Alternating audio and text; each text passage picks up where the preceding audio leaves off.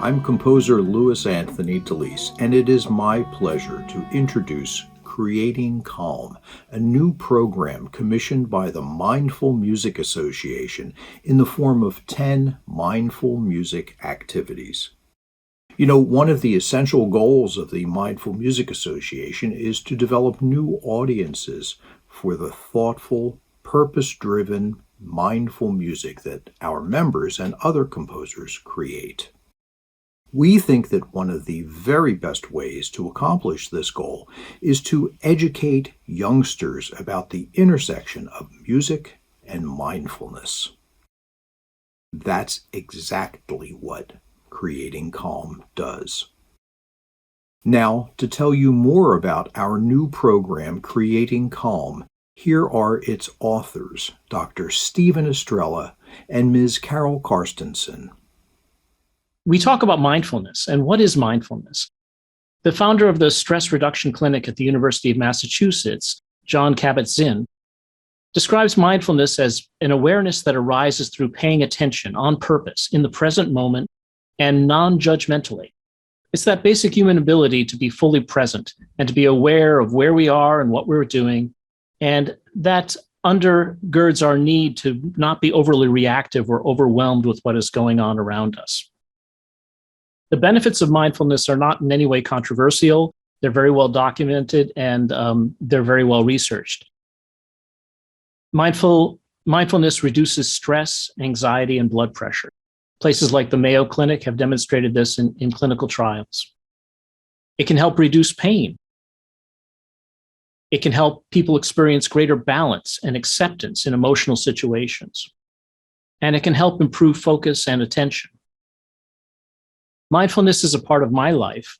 I've had, since I was a child, I was not a great sleeper. And so sleeping has been a bit of a challenge for me. And as I get older, I understand that my performance mentally really depends on me getting good sleep. And so I use mindfulness activities every evening, a series of stories with mindful music, meditations with mindful music behind them. And I do this every evening to try to help me to sleep. And it's very effective. My full-time job is as a computer programmer, which, as you can imagine, is very demanding on my mental performance. And so it's absolutely critical that I get my good sleep. Sleep is our superpower, as we like to say. So I use mindfulness mostly for that. I also use mindfulness to help me in my relationships, to give me pause so that I take that moment to breathe before responding. Very important tool, something that's great to teach our students as well. The Creating Calm project has 10 activities that are associated with it that are documented in this Word file. The first one is a classic body scan that takes you through the relaxation of various body parts while listening to relaxing music. The second activity is a breathing exercise, which is also a classic meditation style exercise. And in a few moments, a little later, Carol is going to be actually demonstrating that particular exercise.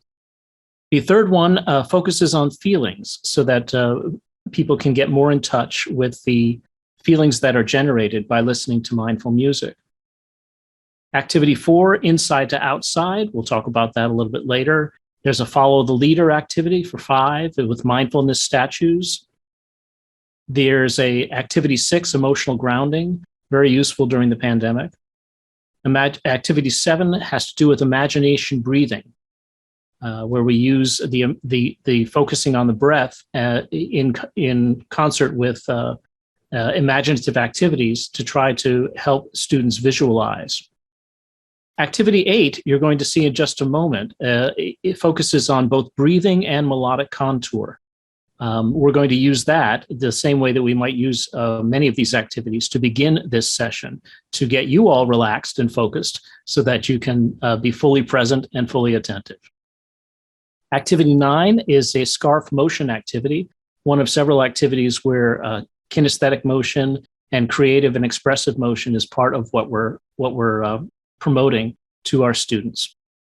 And activity 10 has to do with slow walking, another continuous motion exercise, which has been so often shown to be helpful in the assimilation of music, especially in very, very young children. There's a reference section and a little bit of information about the Mindful Music Association and also about the authors in that document. Mindfulness in education is also an interesting topic. And to speak to that, I was hoping that my colleague, Carol Carstensen, a full-time music teacher, would speak a little bit about mindfulness in education. Carol, I'll turn it over to you. So mindfulness in education is actually really important as well. When we're teaching our students, we have to teach them how to behave in life anyway and how to be able to manage their behaviors. We've had a lot of trauma in the last couple of years, and that's why I decided to try it in my classroom. And it has been so beneficial because it gets them focused for what they're supposed to be doing. And it helps them as musicians because they're also tuning into what's around them, because that's what music is when we're working together as a group. They need to tune in to the people around them. So for me, it's just been wonderful. And it's going to improve so many of their skills. They just are controlled and they can breathe again. And the gestures that they're learning apply in music as well. A lot of what musicians, what they do is they follow gestures. Most of it is not spoken, especially when we're in a performance arena. And speaking of performance, when a student is afraid to sing or afraid to speak or any of those, we can practice these mindful moments and then it can calm them back down. So it's really, really valuable in education. Thank you, Carol. There is also some special benefits of mindfulness for musicians. The first one is, of course, breath control. Breath control is so important to every type of musician, not just people who sing or play a wind instrument, even for piano players and for people who play percussion even. Breathing is incredibly important. Awareness of breathing, control over one's breathing, and a sensitivity to breathing promotes better control for phrasing, balance, and style. How often have you heard a piano player at a recital, perhaps, play continuously without any sense of phrasing and style because the instrument doesn't require you to breathe? A singer, on the other hand, has to breathe. And so with singing, it's sort of built in. You have to take that break. You have to give that articulation to make your point. With instruments, we need to teach that. By teaching breath control, we're able to help students transfer the type of breath control they have to practice daily in their speaking and singing into a musical instrument or other musical activity to improve phrasing, balance, and style. Obviously, control over your breath also helps improve your voice quality and your projection in singing.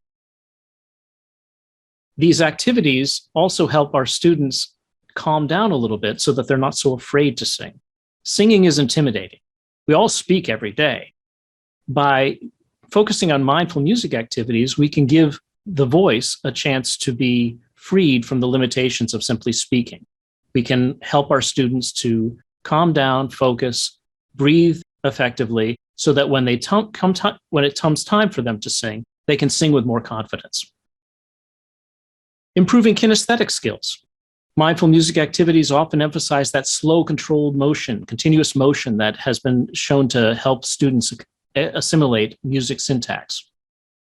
And an increased awareness of physical gestures, very, very important. Deep listening. We all hear, not all of us, but most of us hear pretty well. But hearing and listening are two different things. Mindfulness helps us to get that distinction, that to hear is one thing, to listen is to remain focused and totally attentive to what one is hearing. Deep listening is much better for ensemble communication. I was a jazz player for many years. I worked my way through grad school playing club dates. And I can tell you that the sensitivity one needs to be effective as a jazz player is very much a mindful activity. If you're not totally in the moment, if you're not totally present, if you're not focused and really listening, you will not do a good job of communicating with other performers. And when improvisation is concerned, that's especially important. There's also improved analysis of and understanding of music by calming ourselves down, breathing effectively, and truly listening deeply. We're able to gain a deeper understanding of music because we're not distracted. There's also the benefit of an easier and more pleasant classroom management for educators. And since I don't spend my day in the classroom, I'd like Carol to speak about that. So Carol, please tell us a little bit more about how you use mindful activities for classroom management and to improve the quality of your classroom experience. Well, as a matter of fact, I have actually been using mindful activities without knowing I was really using mindful activities for many years. I've been at my school for 17 years now, and our first activity is always a very upbeat. It's always about keeping the beat. And in the this year, I started doing a little bit different activity that has them using videos that people have created on YouTube for body percussion. So it's not always the same old thing that we used to do. It was clap, pat, snap. So these were a little bit different. My second activity was called the statue game. And all the students had to do was follow the positions on the board. And that brought them back down. And there was some nice calm music in the background. And it brought them back down and to be ready for my instruction. So I figured through the years, many times the kids will leave excited, laughing, talking. When I do folk dancing, they just love it and they're just giggling and happy. And so I thought, well, maybe I need to bring them back down to be ready for class so that they're mindful of their teacher and the teachers aren't mad at me for bringing them back to class or having them go back to class all jazzed up. So this year, after collaborating on the lessons, I thought, well, let's give it a try. And I have been really pleased at how well they've gone over, surprised, as a matter of fact, that some of the kids really look forward to them. And that there's some, of course, that don't necessarily participate because, there's always those few kids that are like that. But they are all getting something out of it, and they're all getting more focused and ready to continue their day. I interviewed for the video at the end, I interviewed 61 children, the ones that wanted to volunteer, and they have wonderful things to say. And I had no idea the impact that these lessons were having on them until I talked to them. And I also talked to teachers and said, tell me if you notice a difference. And they have been noticing a difference. So it's really been effective in the classroom. Thank you very much, Carol. That was very, very interesting. Next, we'd like to actually show you a couple of the activities.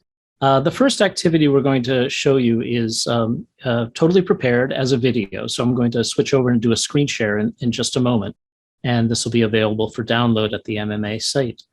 This is called Contour, Melodic Contour. It's activity number 8 of the 10 activities that we've prepared for you.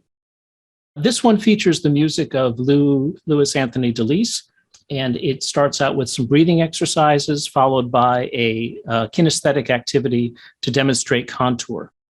We have 2 versions of this. The first one has the breathing activity involved. The second version of the video is a complete contour activity where the contour is demonstrated through what I would call air piano. We've all played air guitar, right? But air piano is something very, very similar, where you're able to demonstrate the contour using your hands.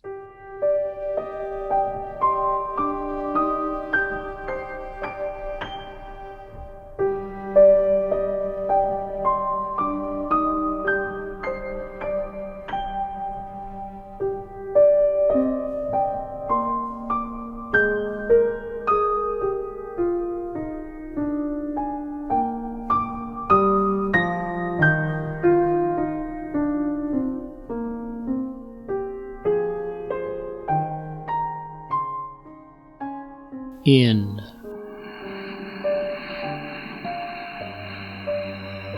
Hold.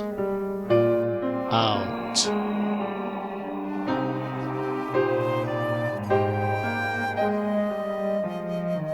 In.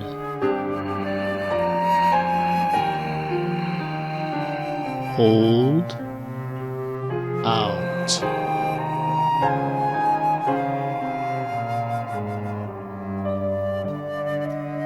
In.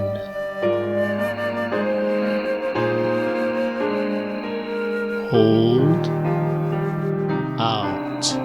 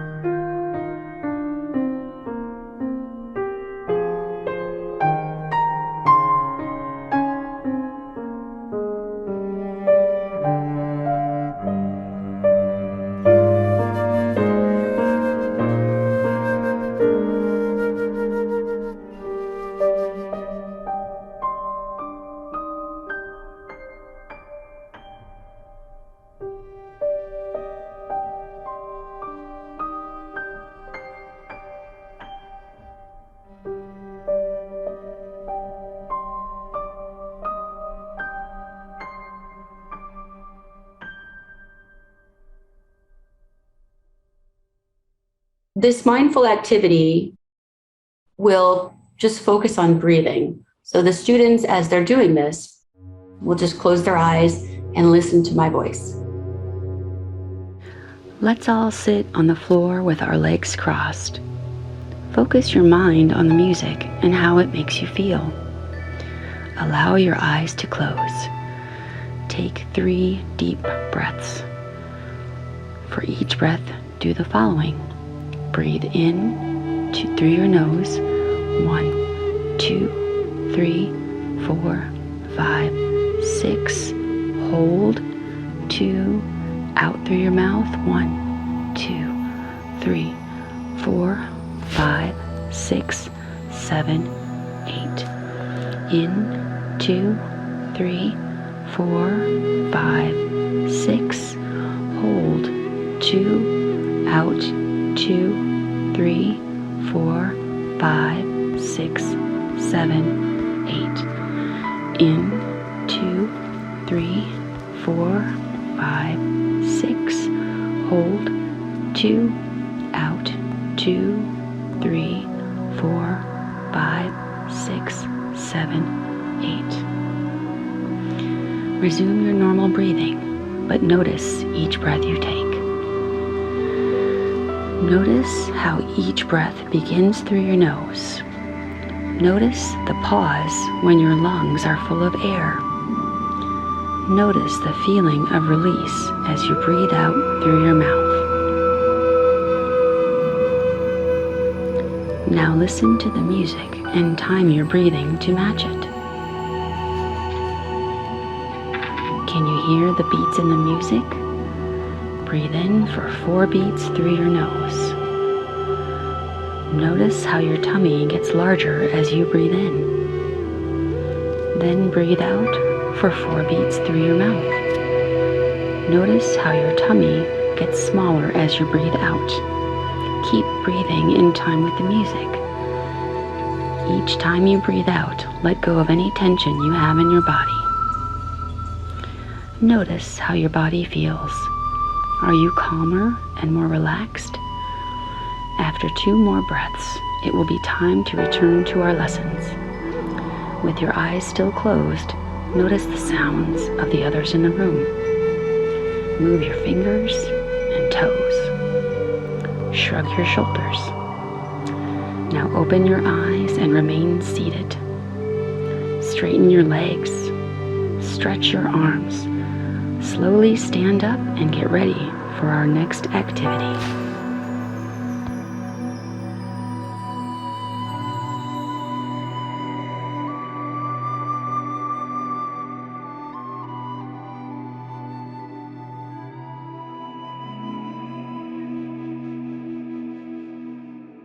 Thank you, Carol. The next thing we would like to share is a video that Carol has put together showing the effect of mindful music on her students and on her fellow teachers.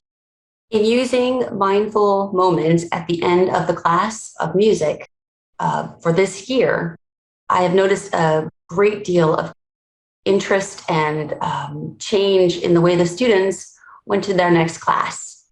This video interviews students and teachers and asks them, how do the mindful moments make them feel? And how do they use this in their day and even at home?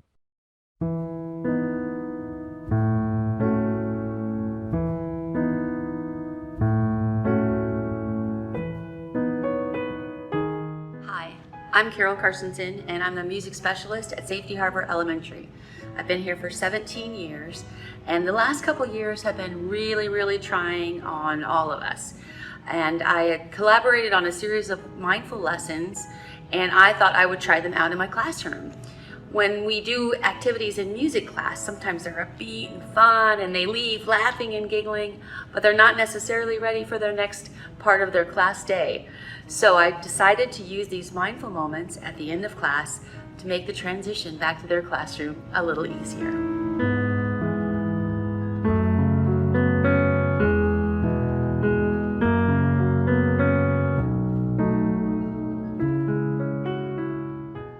Notice when my kids come back from music, they're always calm and they're more receptive to directions and able to follow things the first time and be able to work well with each other and collaborate with each other.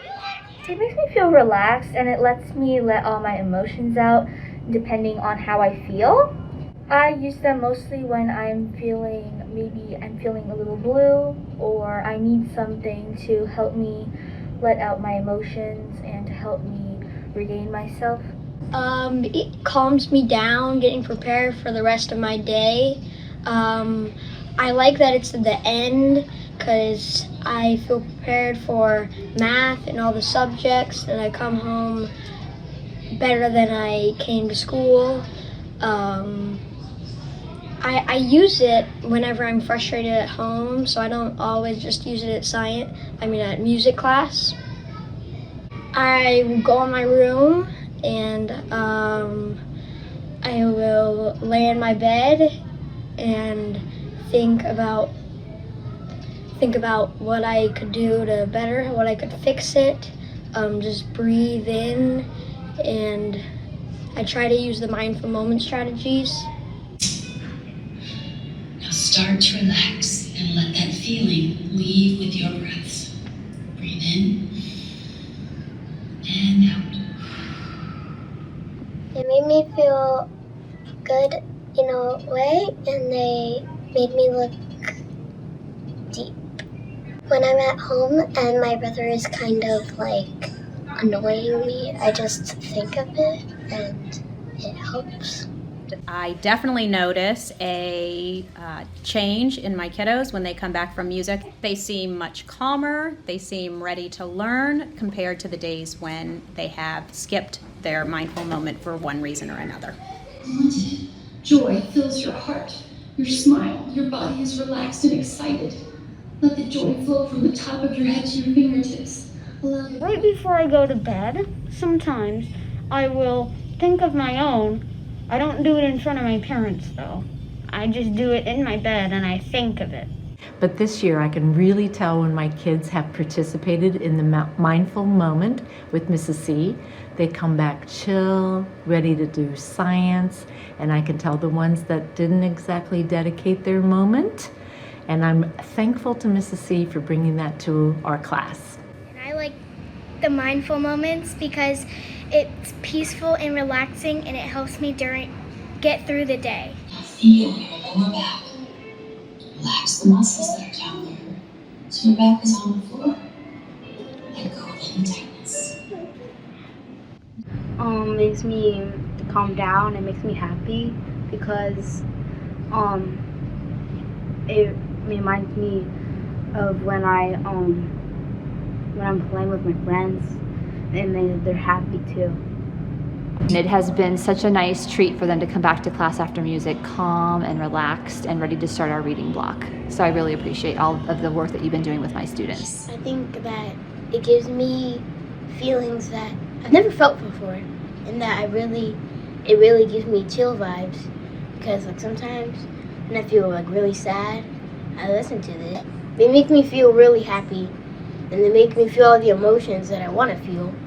And when I don't want to feel the emotions, they tell me how to get rid of them. That's why I like this video. Sometimes make me sad because of the music and a lot of sad things have happened. But most of the time it makes me feel calm and relaxed because I don't get that much time to be relaxed and calm. I noticed a real sense of calmness when they come back after music. It does seem that they are more centered when I go pick them up. I see them actually practicing some of these techniques, and I do see it intertwine over the day like that. They continue the sense of calmness. So I think it has really, really benefited them in a lot of ways. It helps me with my anxiety, and I think about it in like subjects I don't like. Yeah, so I noticed that when my students come back from music, after they're doing their mind moments, that they walk in the classroom, they seem a little calmer, they seem a little more focused, they kind of follow their routine a little bit easier, they sit down and very quiet, ready for instruction, something I really appreciate. I really like it when we do the mindful moments, even with all the distractions that my classmates make, because they don't think it's as helpful as I do. It helps me block them out. Sometimes when I get stressed while I'm doing my homework, I will go and think about the mindful moments, and I will try it myself. So mindfulness is something that's really important for students to know how to practice, because it allows them to really kind of be in the moment. And it's one way of being present. So you pay attention to your body and to the world around you, and it helps you to kind of really feel connected with your environment. They just kind of seem to calm a little bit, and they pay more attention to like their breathing, and they pay attention a little bit more to the lesson. They seem like they're a little bit kinder to themselves and to others, actually.